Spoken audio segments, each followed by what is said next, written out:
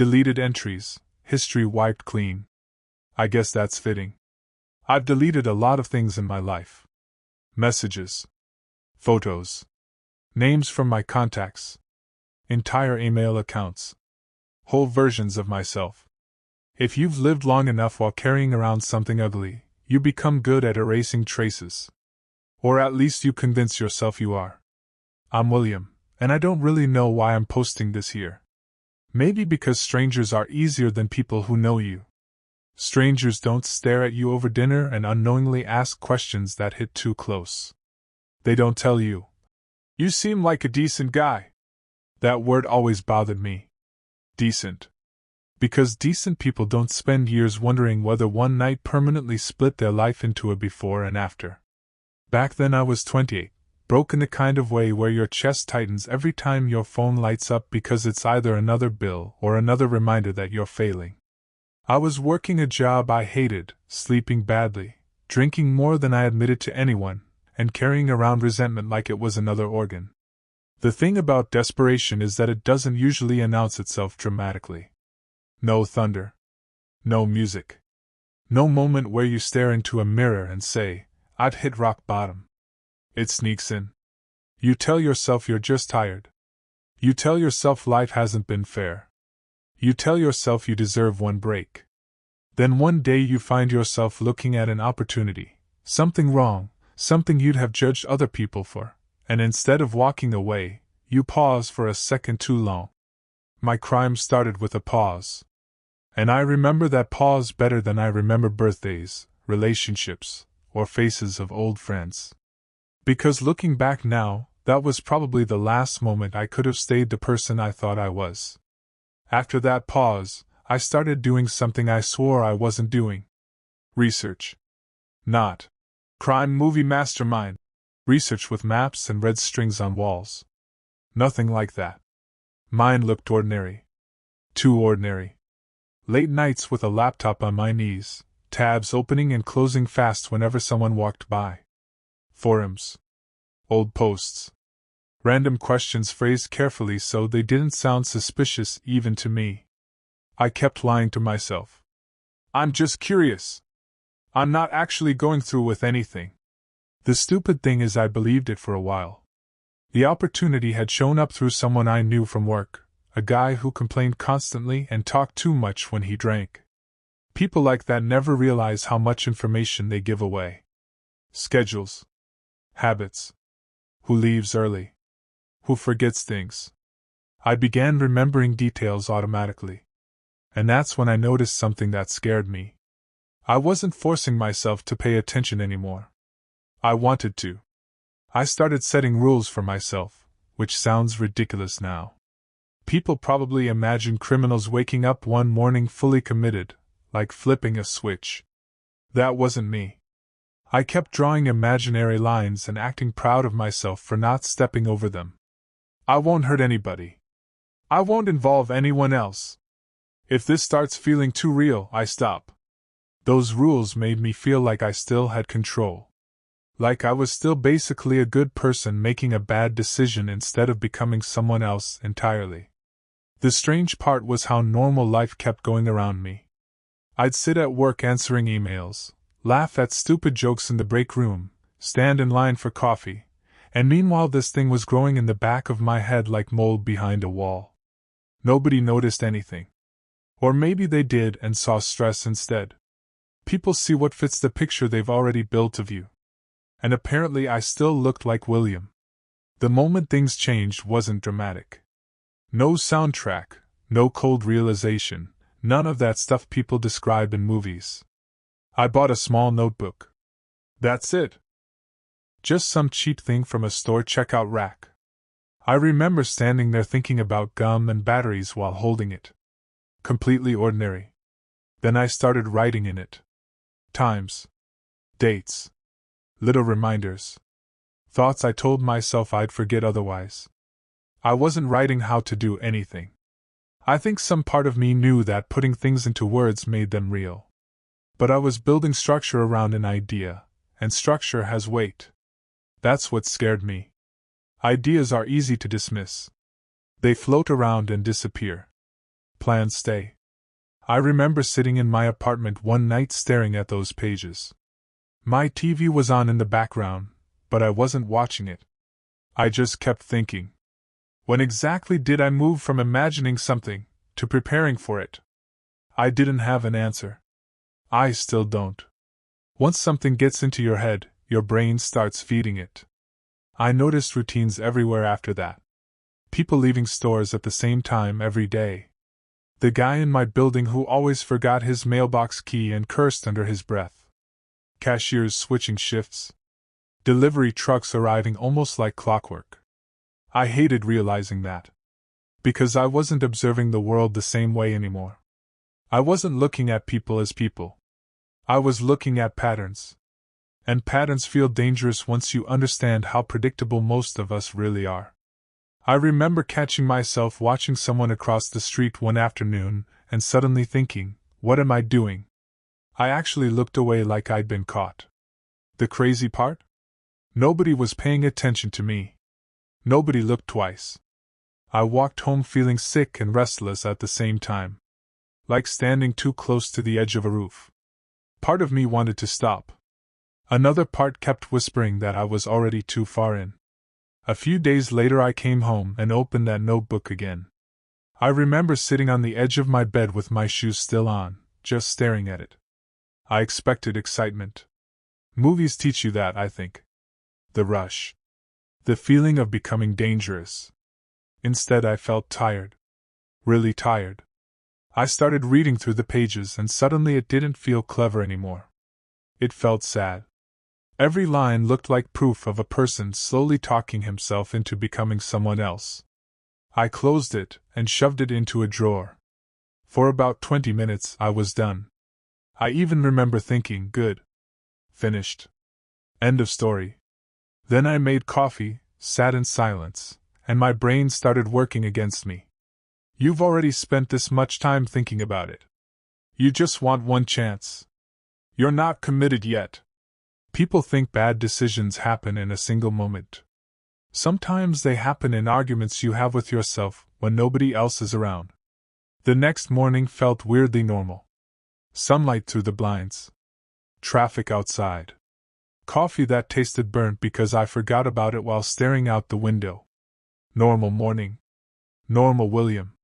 Except I wasn't normal anymore, and somewhere deep down I knew it. I caught myself rehearsing conversations in my head that hadn't happened yet. Imagining explanations. Imagining lies. Imagining that expression people get when they almost believe you but not completely. That scared me more than the plan itself. Because I wasn't thinking about whether something was right or wrong anymore. I was thinking ahead. Thinking around consequences.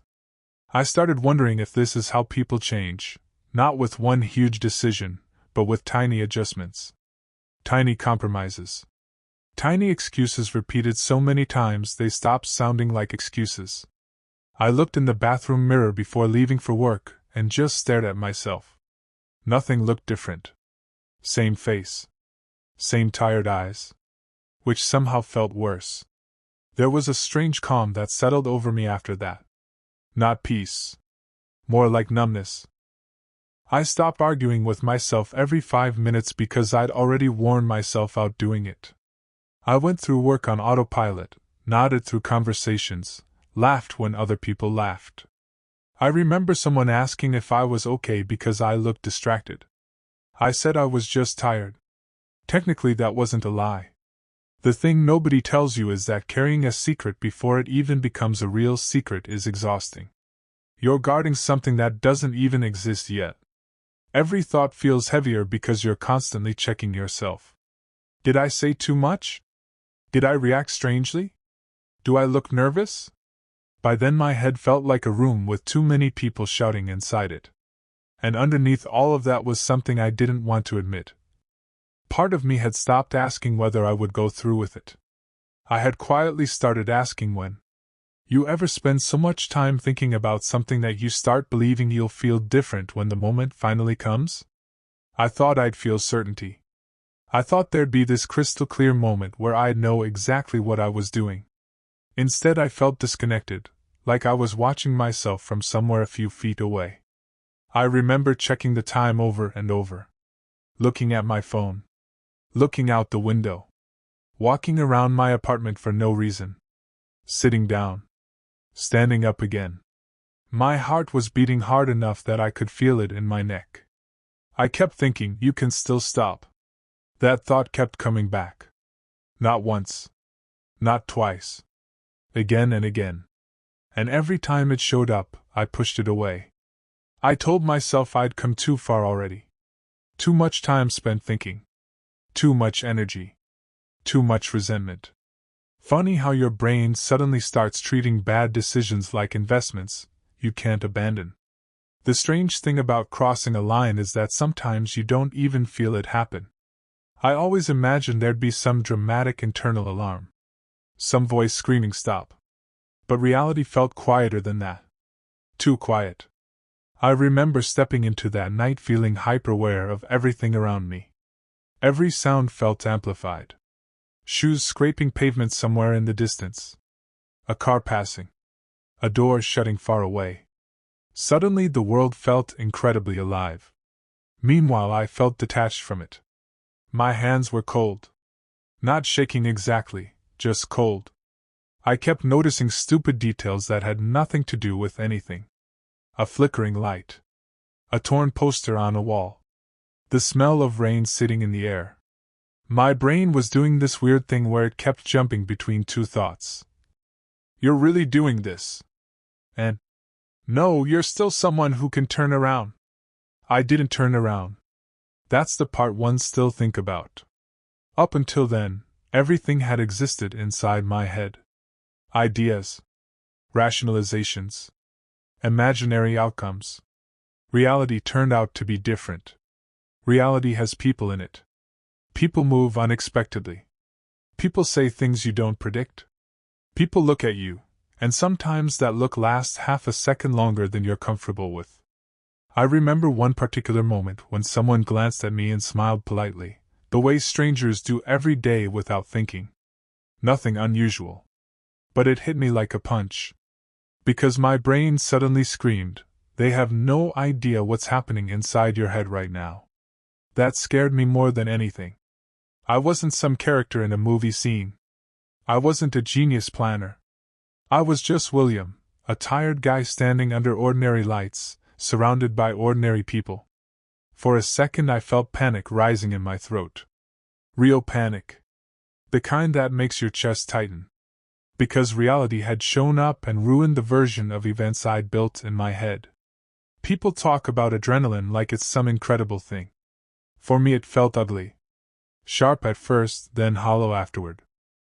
I remember that my body suddenly felt too fast for my thoughts. My breathing was weird. My hands felt disconnected, like they belonged to someone else. I kept looking around even when there was no reason to. And then something happened that I hadn't prepared for at all. Not police. Not alarms. A person asked me if I was okay. Just that. Hey, you alright? I don't even think they were suspicious.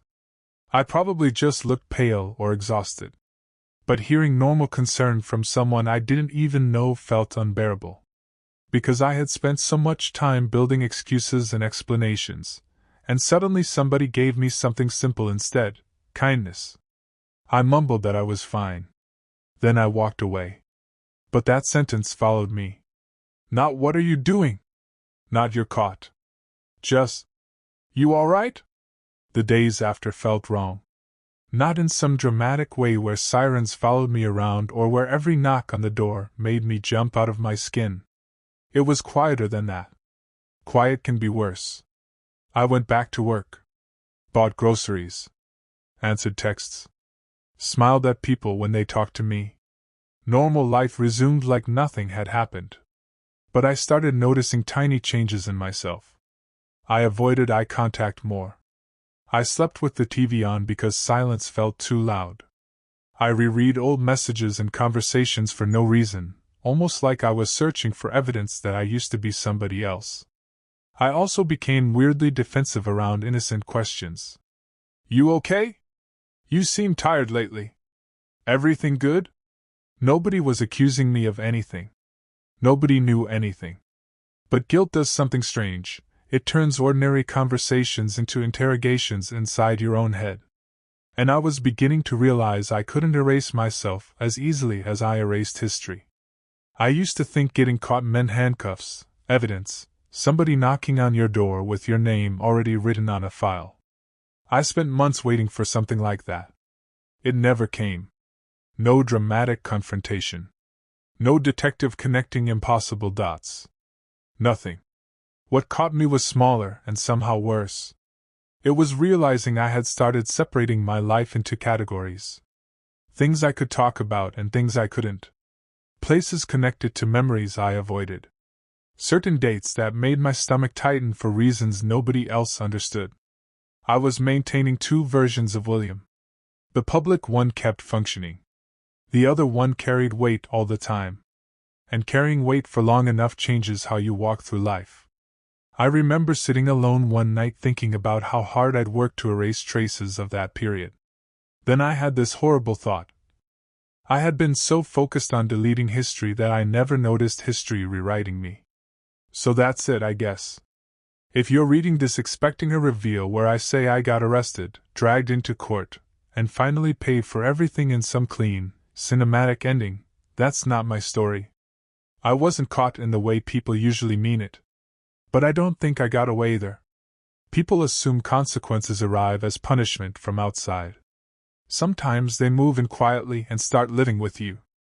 Sometimes they sit beside you years later and ask uncomfortable questions when the room is dark and you're alone. I learned something ugly.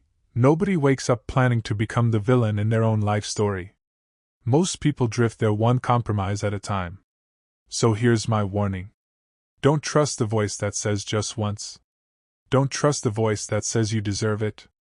And definitely don't trust the one that says you can erase this later. You can delete records. You can't always delete yourself.